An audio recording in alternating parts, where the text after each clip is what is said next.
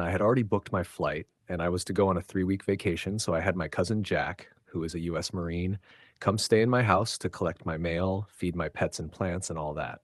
But before I traveled, I had informed Grace, our HOA president, and the way she answered with a flat, yeah, whatever, made it clear she never really liked me anyway. She had that tone that could curdle milk and kill a party in 5 seconds.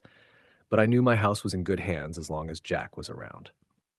Welcome to Prodigy Tales. Make sure you like and subscribe for your top-notch HOA drama. Jack is the kind of guy who makes people stand up straighter without him even asking.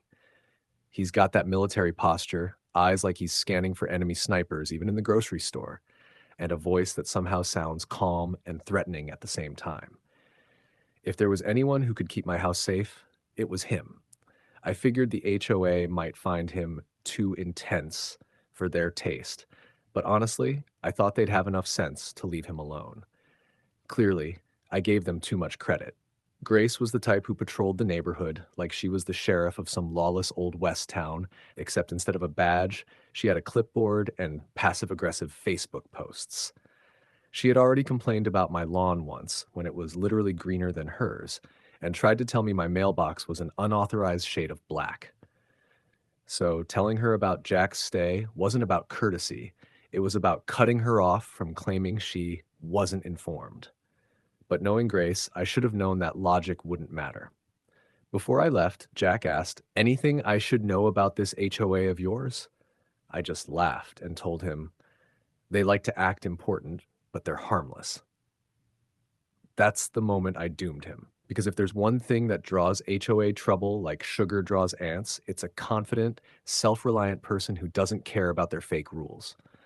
I handed him my keys, gave him the garage code, and left for the airport thinking the worst thing he'd deal with was Grace's glares from across the street. Little did I know, within days, my neighborhood would turn into a bad action movie with HOA minions trying to throw their weight around, and Jack, well, Jack doesn't take that lying down. Jack had always had a lifestyle that could make lazy neighbors feel like underachievers just by existing. He was up before the sun, hitting the pavement for his morning runs with my German Shepherd trotting beside him, and after that, a full workout in the driveway. No loud music, no commotion, just the sound of sneakers on asphalt and a jump rope snapping the air. But apparently, even being healthy is a crime in Grace's kingdom. The HOA Security Patrol, also known as Grace's personal army of neighborhood enforcers with too much time and too little purpose, had been itching for something to do. Picture a couple of self-important guys in reflective vests, clipboards in hand, acting like they were guarding a high-security compound. So, one early morning around 7 a.m., Jack was halfway through his run when two of these self-appointed enforcers spotted him. "Hey, stop there!" one shouted, puffing his chest like a mall cop who just caught someone jaywalking. Jack slowed, thinking maybe they wanted directions. "It's illegal to walk dogs at this hour," the first guy barked. Jack glanced at his watch, then back at them. "It's 7:05 in the morning," he replied, deadpan. The other patrol member stepped forward, eyeing Jack like he'd just broken into Fort Knox. "Besides, I haven't seen you before. Are you a resident here?" Jack explained, calmly, that I was out of town and he was taking care of my property, my dog, and my mail. But his calm didn't matter. They weren't buying it. One of them muttered into his walkie-talkie like he was calling in a SWAT team. Then came the kicker. "Sorry, sir, but I'm going to have to ask you to leave this premises at once." Jack blinked. "You're telling me to leave the house I'm staying in?" "Rules are rules," the first one said, smirking like this was the highlight of his month. Jack asked if they wanted to call Grace, the HOA president, since she already knew he'd be there. But these guys were clearly enjoying the little bit of power they thought they had. They refused. They wanted him off the property immediately. Jack could have walked away then, but when one of them stepped closer, that's when things started heating up in a way none of them saw coming. Jack stared at them like they just told him the earth was flat. "Don't touch me," he warned, his tone calm but edged with steel. But HOA minions aren't exactly known for reading the room. The taller one decided to play hero and reached for Jack's arm. Big mistake. Jack sidestepped so smoothly it looked rehearsed, and the guy's momentum sent him stumbling forward like a drunk penguin. The second one lunged, hands out, but Jack simply pivoted, grabbed his wrist, and twisted, Not enough to break anything, just enough to make the man yelp and drop to his knees. You're making a big mistake, the first one groaned, still trying to recover. Jack tilted his head. You have no idea. By now, a couple of early morning dog walkers had stopped to watch, phones out and recording. One muttered, "This is better than Netflix." The HOA security duo didn't stand a chance. Jack didn't hit them, didn't throw a single punch, but he used enough of his training to have both of them groaning on the sidewalk in under 30 seconds. It was humiliating, and the crowd loved every second.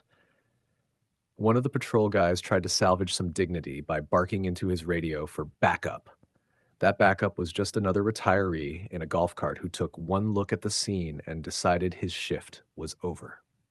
Jack dusted off his hands like he'd just fixed a squeaky door hinge and walked my dog home without a scratch, leaving the two security guards sprawled out, muttering excuses to the onlookers. My German Shepherd even glanced back at them like, pathetic. Back at my house, Jack made himself coffee, fed the dog, and went about his day like nothing had happened. But in the HOA world, humiliation festers fast. By the time he was halfway through breakfast, videos of the encounter were already circulating in the neighborhood group chat. The captions weren't flattering. HOA goons taken down by mystery man, and Grace's patrol meets Rambo. Jack figured it would blow over. But Grace, she wasn't going to let this slide. She had an ego bigger than the HOA budget, and watching her precious security patrol get clowned in broad daylight was like waving a red flag in front of a bull. When she came back swinging, she brought the kind of drama only an HOA president on a power trip could deliver. 3 police cruisers rolled into my driveway like they were about to bust an international drug ring. Sirens off, lights spinning, doors flying open, and who else was marching right at the front but Grace, the HOA president herself, looking like she'd just been handed the role of villain in a courtroom drama. "What have you done?" she screamed the second Jack stepped outside. "Officer, arrest him! He assaulted my security team." Jack didn't flinch. The lead officer held up a hand. "Sir, can you explain why you're here and what happened earlier today?" Jack explained everything. How he was staying here at my invitation, how the so-called security patrol tried to physically remove him from my own property, and how he defended himself without throwing a single punch. Grace stood off to the side, arms crossed, interrupting every 5 seconds with, "That's not true," and "He's trespassing." Then the officer said, "We'll need to confirm this with the homeowner." And that's when my phone rang. I picked up, heard the commotion, and repeated to the cops exactly what I'd told Grace before I left, that Jack, my cousin, a U.S. Marine, was authorized to stay in my home while I was away. I even reminded them that I had informed Grace personally. Grace's face froze. She opened her mouth to deny it, but one of the neighbors, who had been recording everything, spoke up. "Oh, you knew. I heard you say, 'Yeah, whatever,' when he told you." The crowd behind the cruisers chuckled, a ripple of smug satisfaction. The lead officer turned to Jack. "Sir, do you have ID?" Jack reached into his wallet, handed over his military identification, and the moment the officer read it, he straightened up and gave Jack a sharp salute. "Thank you for your service, sir." The crowd gasped. Grace looked like she'd swallowed a lemon. Her security patrol avoided eye contact, probably wishing the ground would open up and swallow them whole. "Looks like there's no crime here," the officer said, turning back to his squad. "Just a misunderstanding." But the damage was done. Grace's little stunt had backfired in front of half the neighborhood and 3 police cruisers. She spun on her heels and stormed off, muttering under her breath, while her minions slinked away like wet cats. Jack? He just went back inside, poured himself another coffee, and carried on like it was just another Tuesday. The end. Please like and subscribe for more HOA showdowns like this. Do you think she got what she deserves? Comment below.